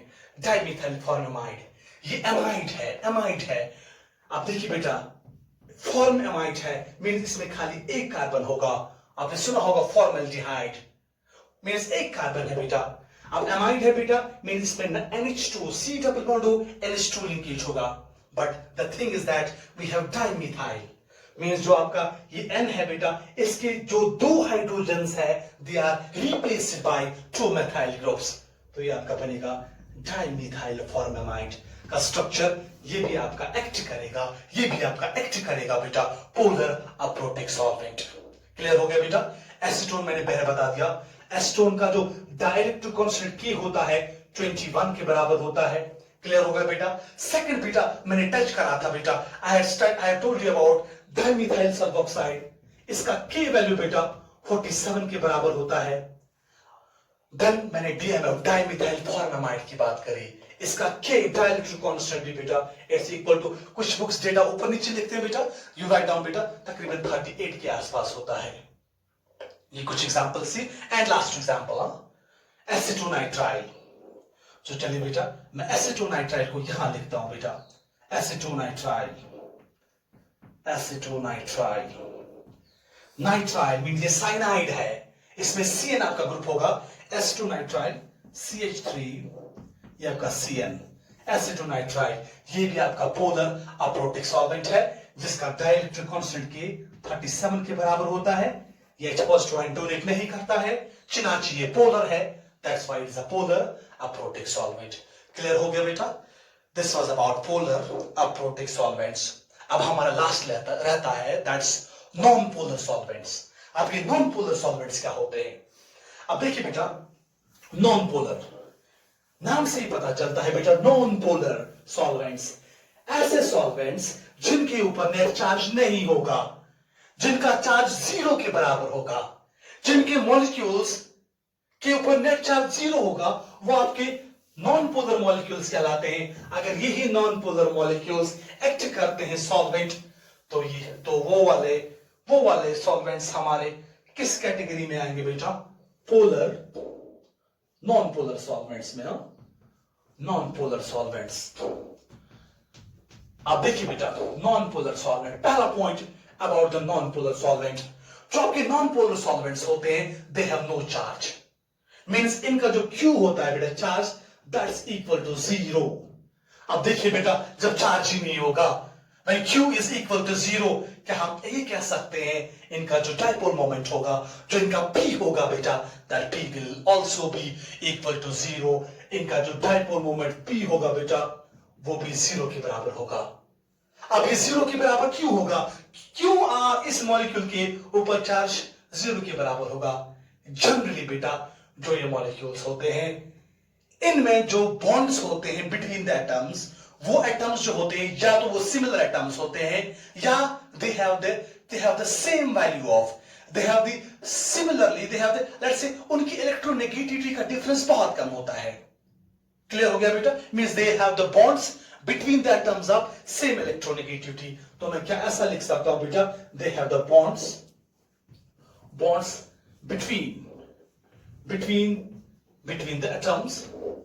between the atoms of similar electronegativity, या same electronegativity। क्लियर हो गया बेटा? Same electronegativity. चलिए उसके बाद और एक पॉइंट बेटा, जो आपके नॉन पोलर सॉल्वेंट्स होते हैं, they have the low value of dielectric constant K। जो आपका डाइलेक्ट्रिक कांस्टेंट K होता है, the value for such solvents is very very low, बहुत कम होता है बेटा। चलिए उसके बाद कुछ एग्जांपल से ये डिस्कस कर लेते हैं पोलर नॉन पोलर सॉल्वेंट्स को। आप समझिए बेटा बात। लेट्स से बेटा एक सिंपल सी एग्जांपल है, मेरे पास सिंपल सी एग्जांपल बेटा, लेट्स से बेटा मेरे पास एन हेक्सेन है, नॉर्मल हेक्सेन। नॉर्मल का मतलब क्या है बेटा? ये हमारा सिट्रेट चेन आइसोमर है, ये वाला isomer. We have CH3 CH2 linear chain, इसमें ब्रांचिंग नहीं होगा बेटा। हेक्स है मींस आपके 1 2 3 4 5 एंड 6, आपके 6 कार्बन एटम्स इसमें है, सबके बीच में सिंगल बॉन्ड्स है। तो ये जो आपका नॉर्मल हेक्सेन है, ये एक्ट करता है सॉल्वेंट। इस हेक्सेन में आप देखते हो बेटा, बॉन्ड्स कार्बन और कार्बन के बीच में है, एटम्स ऑफ सेम इलेक्ट्रोनेगेटिविटी, तो ये आपका एक्ट करेगा नॉन पोलर सॉल्वेंट। दूसरे भी एग्जांपल हम आपको बताते चले बेटा। We have the example of इस जो आपका ये हेक्सेन होता है, इसके जो आपका नॉर्मल हेक्सेन होगा बेटा, इसका जो आपका डायरेक्ट कांस्टेंट है उसका वैल्यू कम होगा, इसका K 2.3 के बराबर होता है, low value of direct constant. उसके बाद सेकंड एग्जांपल आप लिख सकते हो, you can cite the example of normal pentane, n pentane का भी जो K है बेटा, डायरेक्ट कांस्टेंट का वैल्यू वो एग्जैक्टली 1.8 के बराबर होता है, low value of direct constant. और एक एग्जांपल आप देख सकते हो बेटा, साइक्लोहेक्सेन,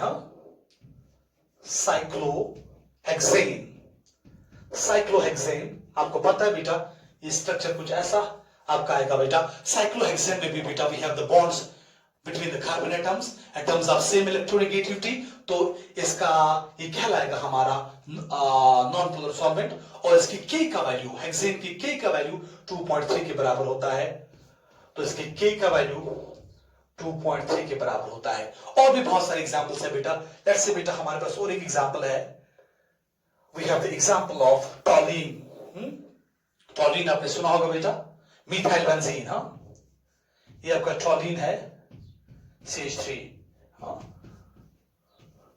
टॉलीन ये भी आपका एक्ट करेगा बेटा, ये भी आपका एक्ट करेगा नॉन पोलर सॉल्वेंट। और इसका K का वैल्यू भी होगा, वो K का वैल्यू भी बहुत कम होगा। टॉलीन का आप देखते जाइए बेटा, K इज इक्वल टू 2.3। और लास्ट में और एक एग्जांपल बेटा, डाइईथाइल ईथर। आप देखिए बेटा, डाइईथाइल ईथर, तो ये भी हमारा एक्ट करेगा नॉन पोलर सॉल्वेंट, जिसकी डाइलेक्ट्रिक कांस्टेंट का वैल्यू 1.15 के बराबर होता है। तो this was about non polar solvents. अब सॉल्वेंट्स के बारे में 2-4 पॉइंट्स आप थोड़ा सा याद रखिए बेटा। कौन कौन सा सॉल्वेंट कहां कहां आप यूज करते हो? Generally day to day life में बहुत सारी सॉल्वेंट्स की एग्जांपल्स हम देते हैं। I hope that I was clear with all of you. अब 2-3 एग्जांपल्स आप सॉल्वेंट में देख लीजिए, कहां पे आप जनरली इन सॉल्वेंट्स को देखते हो। जनरली आपने बेटा एक टर्म सुना होगा बेटा, ड्राई क्लीनिंग। ड्राई क्लीनिंग में हम कौन सा सॉल्वेंट यूज करते हैं, आप ये लिखते जाइए, बहुत ही इंपॉर्टेंट कुछ पॉइंट्स बेटा। ड्राई क्लीनिंग में हम सॉल्वेंट यूज करते हैं tetrachloroethylene. This is the solvent that's used in dry cleaning, tetrachloroethylene. Generally बेटा और एक जगह आप देखते हो बेटा, आप जब पेंट करते हो उसमें थिनर्स यूज करते हो आप। हाँ, पेंट थिनर्स में आपका कौन सा सॉल्वेंट यूज होता है? जब भी जनरली बेटा पेंट करते हो तो उसमें हम कौन सा सॉल्वेंट यूज करते हैं? एक तो हम बेटा टॉलिन यूज करते हैं, या आप लिखो बेटा टॉलिन, मिथाइल बेंजीन और टर्पेंटाइन यूज करते हैं बेटा, या हम बेटा टॉलिन यूज करते हैं। और एक एग्जांपल बेटा, जो नेल पॉलिश होती है, नेल पॉलिश में भी आप देखते हो बेटा एक प्लीजेंट सी स्मेल होती है। अब नेल पॉलिश में हम कौन सा सॉल्वेंट यूज करते हैं? You pen down. आपके नेल पॉलिश में हम सॉल्वेंट यूज करते हैं, या तो बेटा हम एसीटोन यूज करते हैं, या तो मिथाइल एसीटेट यूज करते हैं, या तो इथाइल एसीटेट। तो यहां लिख सकते हो बेटा acetone, you write down methyl acetate, ये ईस्टर होता है एसीटेट, या आप लिख सकते हो बेटा इथाइल एसीटेट। और एक एग्जांपल बेटा, ये 3 क्लियर हो गया बेटा। आपके स्पॉट रिमूवर्स, जनरली बेटा अगर कहीं भी आप देखते हो डर्ट होता है, जैसे ग्लासेस पे होता है, स्क्रीन्स पे होता है, डोमेस्टिक लाइफ में बेटा हम जनरली स्प्रेज यूज करते हैं, स्पॉट क्लीनर्स यूज करते हैं। उन स्पॉट रिमूवर्स को बेटा, उनमें भी सॉल्वेंट यूज होगा। उनमें जो सॉल्वेंट यूज होता है दैट सिंपली हेक्सेन, उनमें हेक्सेन यूज होता है, या आपका पेट्रोल ईथर यूज होता है। तो आप लिखिए, जैसे आपका लाइजॉल आता है, तो आप लिखिए बेटा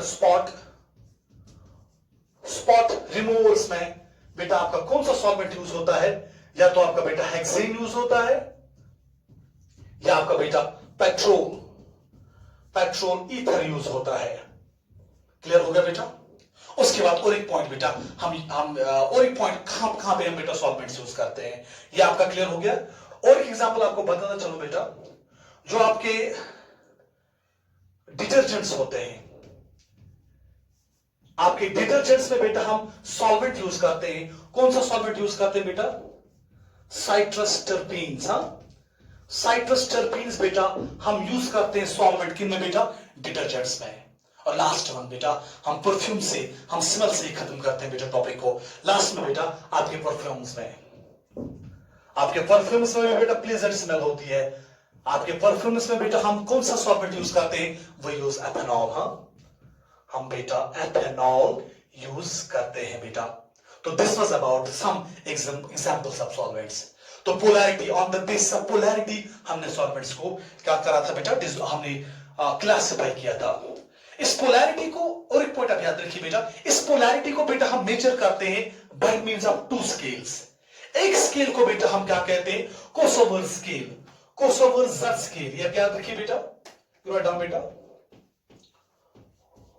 कोसोवर ज़र स्केल। चलो इसको क्लियर कर लेते हैं। अगर आपको सॉल्वेंट की पोलैरिटी को मेजर करना होता है, हम मेजर करते हैं बेटा बाय कोसोवर ज़र स्केल, या लिखिए बेटा कोसोवर ज़र स्केल। इससे हम मेजर करते हैं सॉल्वेंट की पोलैरिटी, कोसोवर ज़र स्केल। और दूसरी भी एक स्केल है बेटा, you write down that scale, that's Grunwald Winstein scale. तो सेकंड स्केल बेटा ग्रुनवाल्ड, एक ही टर्म है बेटा, ग्रुनवाल्ड विन्स्टीन स्केल। तो ये आपके सिलेबस में खैर तो नहीं है, बट थोड़ा सा याद रखिए बेटा, अगर हमें सॉल्वेंट किसी भी सब्सटेंस का पोलैरिटी मेजर करना होता है बेटा, हम मेजर करते हैं विद कोसोवर ज़र स्केल और विद ग्रुनवाल्ड विन्स्टीन स्केल। तो नेक्स्ट क्लास में बेटा हम क्या करते हैं? नेक्स्ट क्लास में बेटा हम क्लासिफिकेशन ऑफ सॉल्यूशंस को देखते हैं, डिटेल में एनालाइज करते हैं। Okay, alright, thank you. तो देखिए बेटा, अब हम सॉल्यूशन का दूसरा कंपोनेंट डिस्कस करने जा रहे हैं। पहला कंपोनेंट हमारा सॉल्वेंट था, जो जनरली ग्रेटर अमाउंट में प्रेजेंट होता है। सेकंड कंपोनेंट जो हमारे सॉल्यूशन का है, दैट्स सॉल्यूट। तो सॉल्यूट बेटा बहुत सिंपल है। ये सॉल्यूशन का एक ऐसा कंपोनेंट होता है जो प्रेजेंट होता है लेसर अमाउंट में। तो क्या मैं ऐसा कहूंगा बेटा, the component of the solution that's present in lesser amount, उसे हम क्या कहते हैं? उसे हम सॉल्यूट कहते हैं। एक एग्जांपल से समझाने की कोशिश करते हैं। लेट्स से बेटा, मैंने क्या करा, मैंने वाटर में डिसॉल्व किया सोडियम क्लोराइड। अब सोडियम क्लोराइड जनरली प्रेजेंट होता है लेसर अमाउंट में in comparison to the water. तो आपका जो सोडियम क्लोराइड है, जो मेरा साल्ट है, वो क्या कहलाएगा? वो सॉल्यूट कहलाएगा। हमारा एक डेफिनेशन सॉल्यूट का ये है।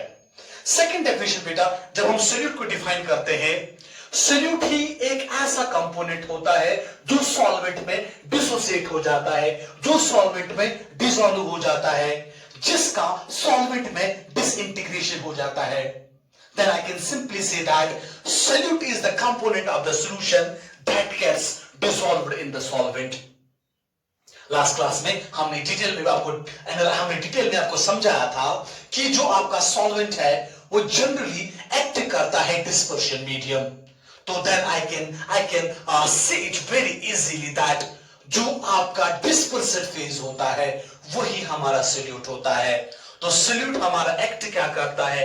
It acts as dispersive phase. ये हमारा डिस्पर्सिव फेज एक्ट करता है। सोडियम क्लोराइड को जब हम वाटर में डिसॉल्व करते हैं, यही सोडियम क्लोराइड डिस्पर्स हो जाता है। इसके पार्टिकल्स, वेदर मैं सोडियम कैटायन की बात करता हूं या मैं Cl नेगेटिव एनायन की बात करता हूं, यही पार्टिकल्स डिस्पर्शन मीडियम में डिस्पर्स हो जाते हैं। तो that's why I am using the term, जो आपका सॉल्यूट है यही हमारे सॉल्वेंट में डिस्पर्स हो जाता है या हमारे सॉल्वेंट में डिसॉल्व हो जाता है। सेकंड डेफिनेशन हमारा बेटा क्लियर हो गया। अब थर्ड डेफिनेशन हम क्या कहेंगे? जो हमारा सॉल्यूट होता है, सॉल्यूट का जो फाइनल स्टेट होता है, या अगर मैं ऐसा कहूं हमारे पास सॉल्यूशन है, सॉल्यूशन कैसे बनता है? जब हमारा सॉल्यूट और सॉल्वेंट आपस में मिक्स हो जाता है। अब इस सॉल्यूट का भी अपना क्या होगा? फिजिकल स्टेट होगा, सॉल्वेंट का भी अपना फिजिकल स्टेट होगा और सॉल्यूशन का भी अपना फाइनल स्टेट होगा। अब देखिए बेटा, सॉल्यूशन का एक ऐसा कंपोनेंट जिसका फिजिकल स्टेट सॉल्यूशन के फाइनल स्टेट के साथ रिजेंबल नहीं करता है, वो कहलाता है solute. The component of the solution whose physical state generally do not resemble with the final state of the solution, वो हमारा क्या कहलाता है? वो हमारा सॉल्यूट कहलाता है। सो इसका जो फिजिकल स्टेट है, the physical state of solute, generally बेटा कुछ ऐसे भी केसेस होंगे जहां रिजेंबल करेगा, लेकिन मैं जनरल में कहता हूं जनरली जो आपके सॉल्यूट का फिजिकल स्टेट होता है, इट डज नॉट रिजेंबल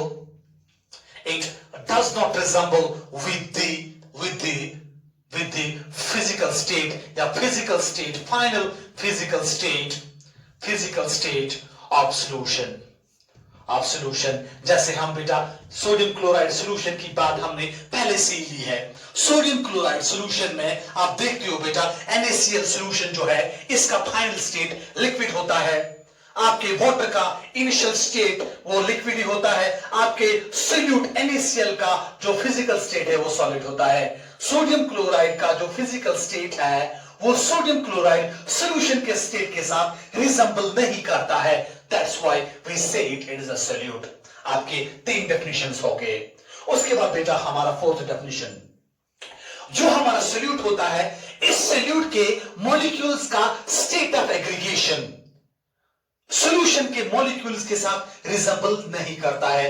तो क्या मैं ऐसा कह सकता हूं ना, the component of the solution that has a different state of aggregation of particles in comparison to the state of aggregation of the particles of solution, वो हमारा क्या कहलाता है बेटा? सॉल्यूट। तो सॉल्यूट में बेटा जो पार्टिकल्स का स्टेट ऑफ एग्रीगेशन होता है, आई am using here the term state of aggregation, it does not resemble it does not resemble with the state of aggregation of the particles of solution.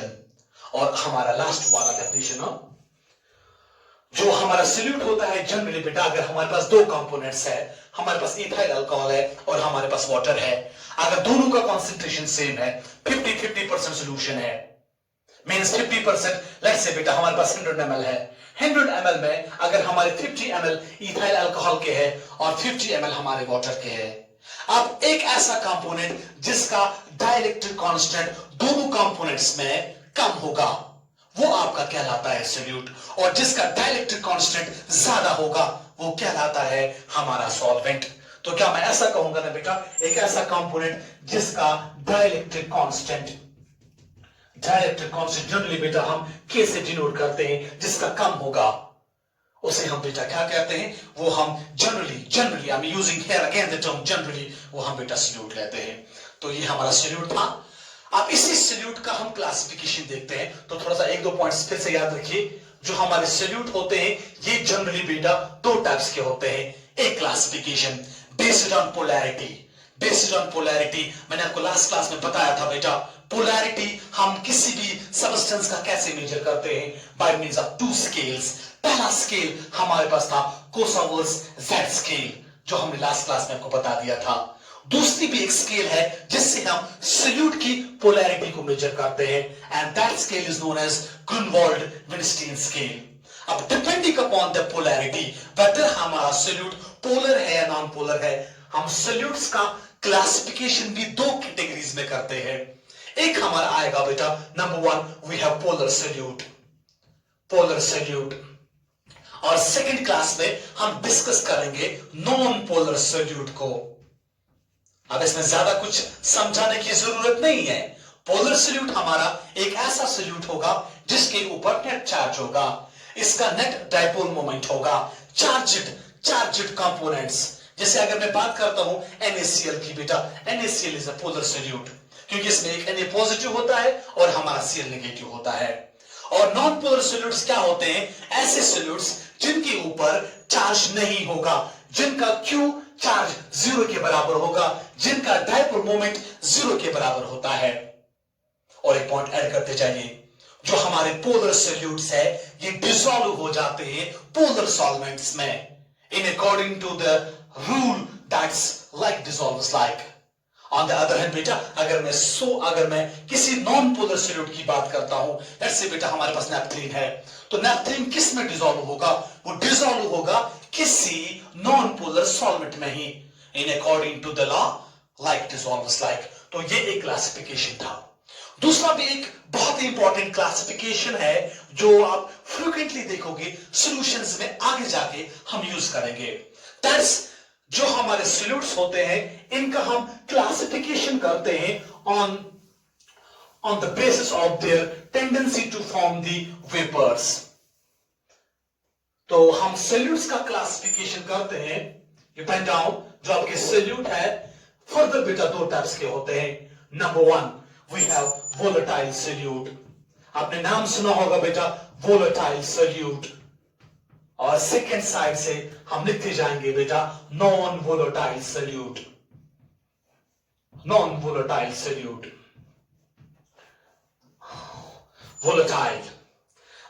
Solute क्या होता है, एक ऐसा solute जिसके अंदर tendency होगा टू फॉर्म द वेपर्स, जिसके molecules के अंदर एस्केपिंग टेंडेंसी होगी, that very solute is known as volatile solute। तो मैं क्या ऐसा लिख सकता हूं, the solute that has the escaping tendency, जिसके अंदर सलाहियत होगी वेपर्स बनाने की, वो सोल्यूट हमारा कहलाता है volatile solute। और एक ऐसा सोल्यूट जिसके पार्टिकल्स के अंदर एस्केपिंग टेंडेंसी नहीं होगी, मींस वो वाला सोल्यूट जो है वो वेपर्स नहीं बनाएगा, ऐसे वाले सोल्यूट को हम बेटा नॉन वोलेटाइल सोल्यूट कहते हैं। आगे जाके हम इस चैप्टर में बेटा वेपर प्रेशर के बारे में पढ़ेंगे। अब जो हमारे वोलेटाइल सोल्यूट्स होते हैं इनके अंदर एस्केपिंग टेंडेंसी होती है फ्रॉम लेट्स से बेटा from liquid phase two vapour phase, let's say from solid phase two vapour phase. अब अगर ये वाला कंपोनेंट, ऐसे वाले सॉल्यूट्स ये वेपर्स बनाते हैं, means they will contribute towards the total vapour pressure of the solution. और ये वाले जो सॉल्यूट्स होते हैं, these solutes do not have the escaping tendency, means in solutes के अंदर वेपर्स बनाने की सलाहियत नेग्लिजिबल है, and as a result they will not contribute towards the total vapor pressure of the solution। Clear हो गया बेटा?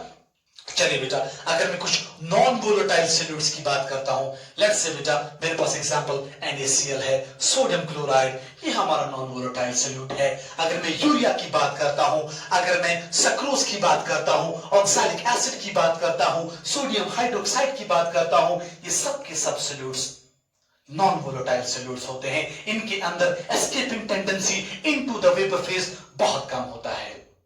हो गया आपका ये। और एक पॉइंट बेटा, जो आपके वोलेटाइल सॉल्यूट्स होते हैं, they generally have low boiling and melting points. इनका जो उबलने वाला तापमान होता है, जो इनका पिघलने वाला तापमान होता है, दैट्स वेरी वेरी लो। या इनके मॉलिक्यूल्स के अंदर, लेट्स से बेटा इनके पार्टिकल्स के अंदर, वोलेटाइल सॉल्यूट के पार्टिकल्स के अंदर बेटा जो अट्रैक्टिव फोर्सेस होते हैं वो बहुत वीक होते हैं। दैट्स व्हाई उनके अंदर एस्केपिंग टेंडेंसी होता है। ऑन द अदर हैंड, अगर मैं बात करता हूं नॉन वोलेटाइल सॉल्यूट्स की, नॉन वोलेटाइल सॉल्यूट्स के अंदर what happens actually there is that कि इनके पार्टिकल्स के अंदर वेदर ये पार्टिकल्स आयंस होंगे, वेदर ये पार्टिकल्स मॉलिक्यूल्स होंगे, वेदर ये पार्टिकल्स एटम्स होंगे, उनके अंदर बेटा स्ट्रॉन्ग फोर्सेस होते हैं। Because of those very strong forces, it's very very difficult for such molecules, for such atoms, for such ions to escape into the vapor phase or gaseous phase. So this was all about solutes. Thank you.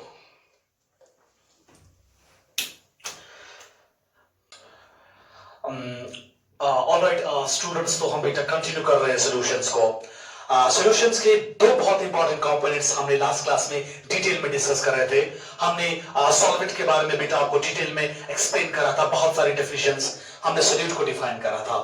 तो क्या अब हम बेटा solution को ऐसे define कर सकते हैं, सॉल्यूशन हमारा एक वन फेज होमोजेनियस सिस्टम होता है सॉल्यूट और सॉल्वेंट का, जिनका कंपोजिशन हम वेरी कर पाते हैं with in certain permissible limits. So I can simply define a solution as a solution is a one phase homogeneous system of solute and solvent whose composition can be varied within certain permissible limits। तो ये हमारा solution हो गया। अब चलिए बेटा इस solution को हम बेटा अंडरस्टैंड करने की कोशिश करते हैं। ये solution बनता कैसे है, कौन ऐसे फिनोमिनन्स है बेटा जो गवर्न करते हैं for the formation of solution। अब देखिए, जब भी हम कोई सॉल्यूट डिसॉल्व करते हैं सॉल्वेंट में, लेट्स से हमने सोडियम क्लोराइड को या हमने बेटा शुगर को, सक्रोज को डिसॉल्व किया वाटर में, शुगर हमारा सॉल्यूट कहलाएगा, जो हमारा वाटर है वो सॉल्वेंट है। अब एक ऐसा फिनोमिना जब मैं सॉल्यूट को डिसॉल्व करता हूं सॉल्वेंट में, जो ये सॉल्यूट के मॉलिक्यूल्स है ये सॉल्वेंट में डिसॉल्व हो जाते हैं, डिसइंटीग्रेट हो जाते हैं, इस फिनोमिनन को हम कहते हैं डिसोल्यूशन। तो ये बहुत ही इंपॉर्टेंट टर्म है बेटा, यू राइट डाउन बेटा dissolution. What's your dissolution? Dissolution बेटा एक ऐसा फिनोमिनन होता है जिस फिनोमिनन से जो हमारे सॉल्यूट के मॉलिक्यूल्स है वो सॉल्वेंट में डिसॉल्व हो जाते हैं। अब ये डिसॉल्व कैसे हो जाते हैं? we know that बेटा जब हम सॉल्यूट को डिसॉल्व करते हैं सॉल्वेंट में, the molecules of the solute they collide with the molecules of the solvent।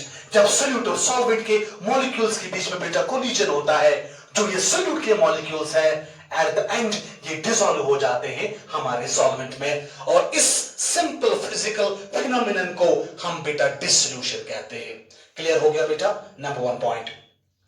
अब सेकंड पॉइंट बेटा, जो ये सॉल्यूट के मॉलिक्यूल्स हैं, क्या ऐसा भी हो सकता है ना, these solute molecules they can collide, they may collide with each other।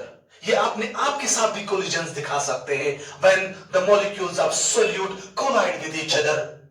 ये सॉल्यूशन से बेटा प्रेसिपिटेट आउट हो जाते हैं, ये सॉल्यूशन से बाहर निकलते हैं। इस फिनोमिनन को हम कहते हैं बेटा क्रिस्टलाइजेशन।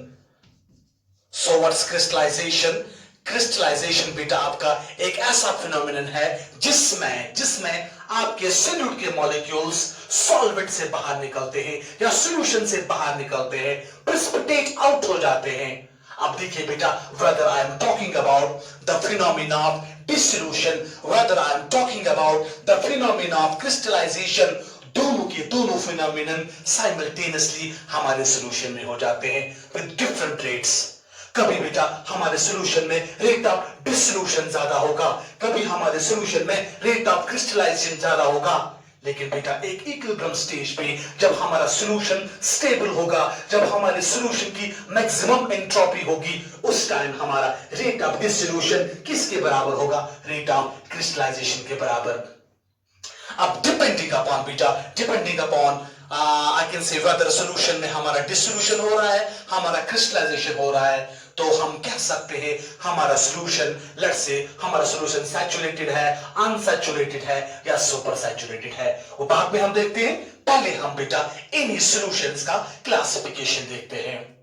सॉल्यूशन बनता कैसे बेटा? दोनों फिनोमिनन से, डिसोल्यूशन से भी, क्रिस्टलाइजेशन से भी। इनके रिलेटिव रेट्स ही डिटरमाइन करते हैं द फॉर्मेशन ऑफ सॉल्यूशन।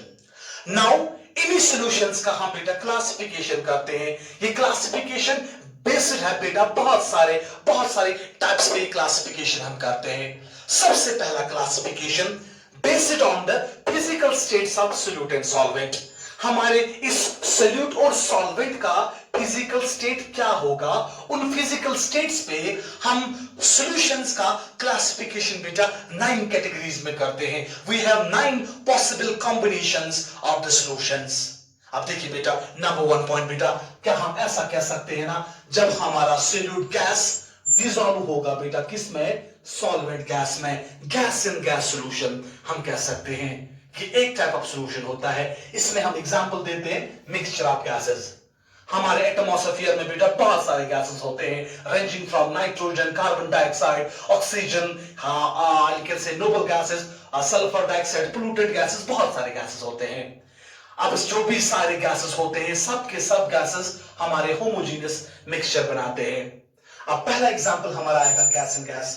इस गैस इन गैस में हमारा कौन सा एग्जांपल आता है बेटा? इसमें हमारा एग्जांपल आएगा बेटा एटमॉस्फेयर में जो गैसेस होते हैं, पहला एग्जांपल। या मैं ऐसा भी कह सकता हूं बेटा, लेट्स से बेटा मेरे पास नाइट्रोजन गैस है और मेरे पास हीलियम गैस है, दोनों को मैं कंबाइन करता हूं, ये हमारा बेटा सॉल्यूशन बनाता है gas in gas solution, mixture of gases, number 1।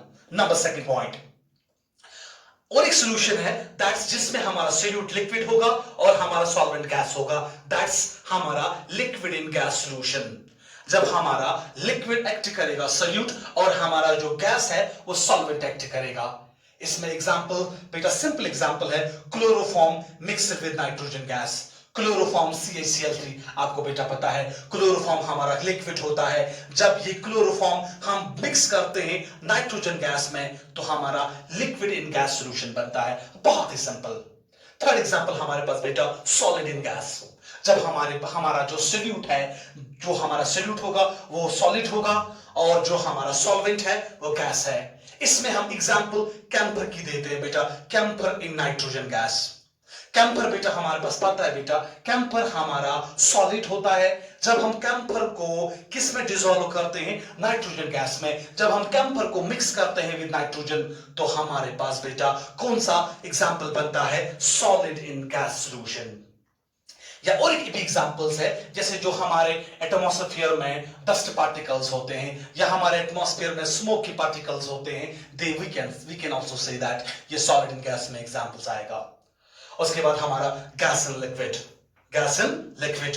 अब गैस हमारे लिक्विड में बहुत सिंपल एग्जांपल है, जैसे जो भी वाटर बॉडीज हमारी होती है उनमें जो भी वाटर हमारा होता है, वेदर में बात करता हूं फ्लोइंग वाटर की, फ्रेश वाटर की, मैरीन वाटर की, हम जनरली क्या देखते हैं? Aquatic life is only possible because हमारे वाटर में डिसॉल्व्ड गैसेस होते हैं, हमारे वाटर में डिसॉल्व्ड ऑक्सीजन होता है, हमारे वाटर में डिसॉल्व्ड कार्बन डाइऑक्साइड होता है। लेट्स से उनका कॉन्सेंट्रेशन कम होता है, that's not an issue, but यहां पर हम आपको समझाने की कोशिश करते हैं हमारे लिक्विड में भी गैसेस डिसॉल्व होते हैं। जैसे कार्बन डाइऑक्साइड हमारे वाटर में डिसॉल्व होता है, ऑक्सीजन हमारे वाटर में डिसॉल्व होता है, वो एग्जाम्पल किसका आएगा? That will be an example of gas in liquid.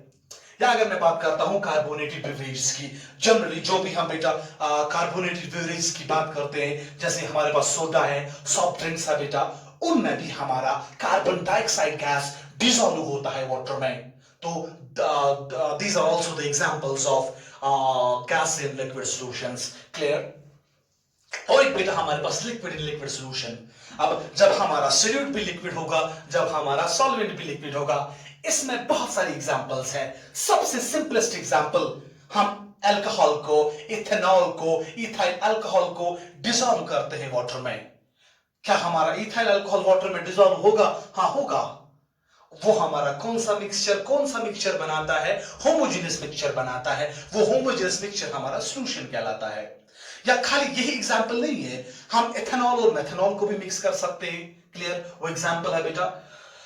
उसके बाद then we have solid in liquids. This is the classical example of solutions. Generally day to day life में, lower classes में आपने ये example frequently देखा होगा।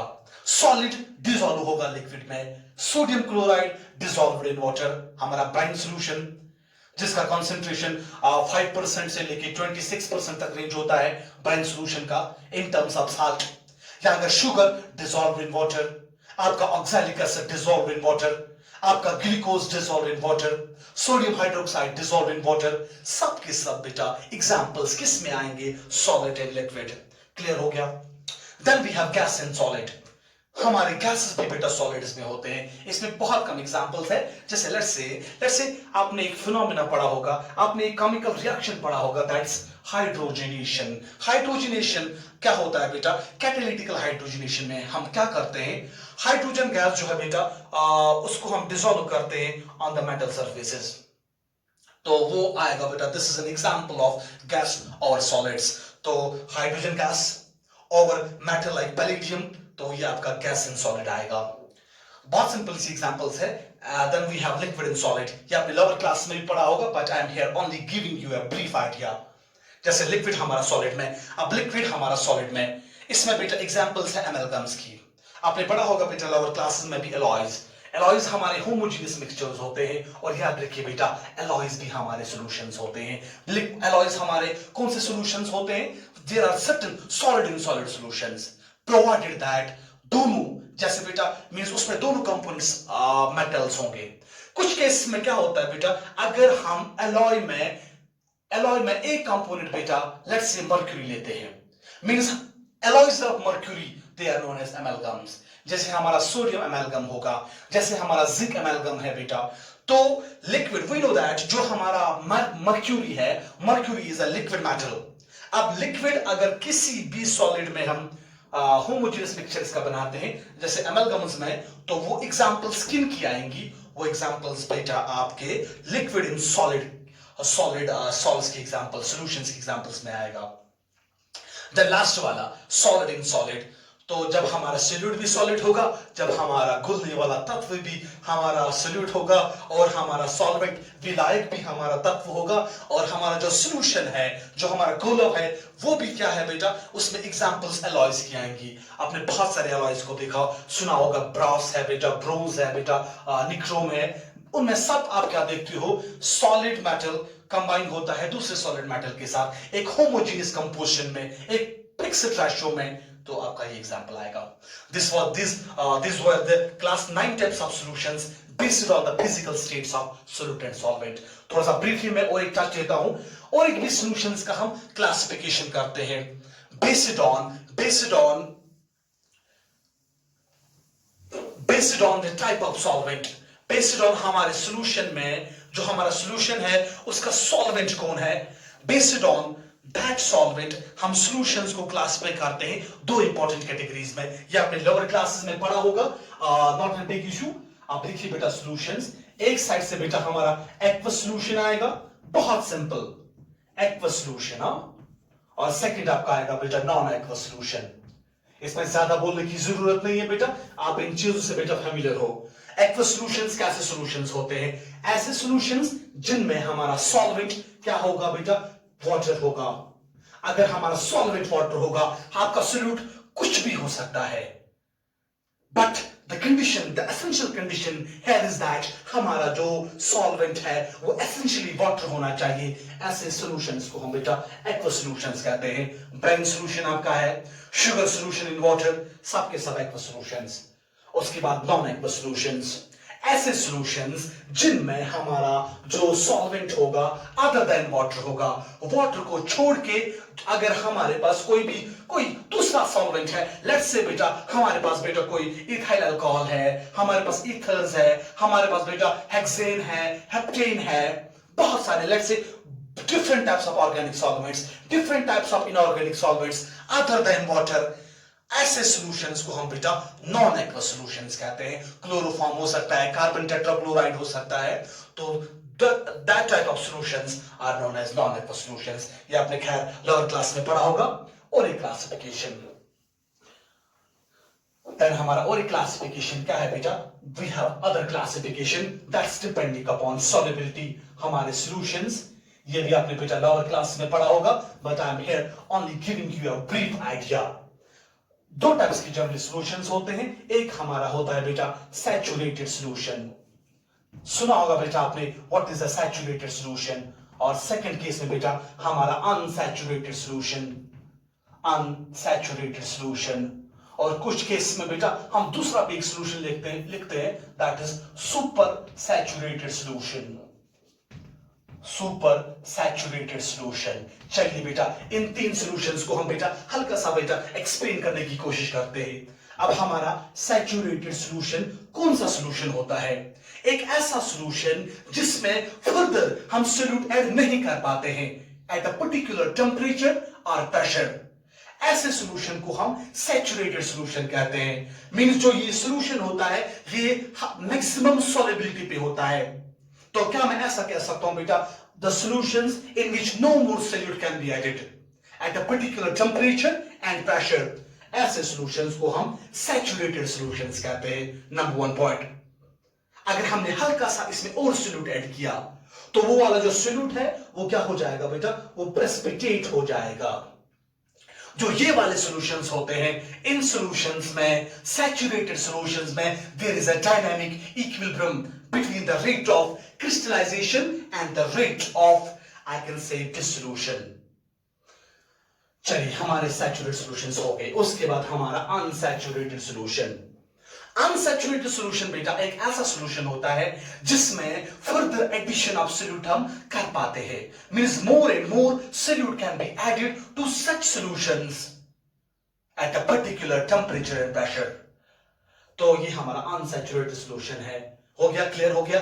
ऐसे solutions में आपका क्या होगा? रेट ऑफ डिसोल्यूशन बेटा रेट ऑफ डिसोल्यूशन ज्यादा होता है. उसके बाद हमारा सुपर सैचुरेटेड सॉल्यूशन. अब देखिए जनरली बेटा with the increase in temperature, जब हम टेम्परेचर इंक्रीज करते हैं बहुत सारे ऐसे सॉल्यूट्स होते हैं. मैं सारे सॉल्यूट्स की बात नहीं कर रहा हूं, बहुत सारे सॉल्यूट्स ऐसे होते हैं जिनकी सॉल्युबिलिटी इंक्रीज हो जाती है. अब अगर हम क्या करते हैं, लेट्स से बेटा मैं ग्लूकोज की बात करता हूं. ग्लूकोज का बेटा 25 डिग्री सेल्सियस पे जो सॉल्युबिलिटी है दैट्स 91 ग्राम्स पर 100 ml ऑफ वाटर.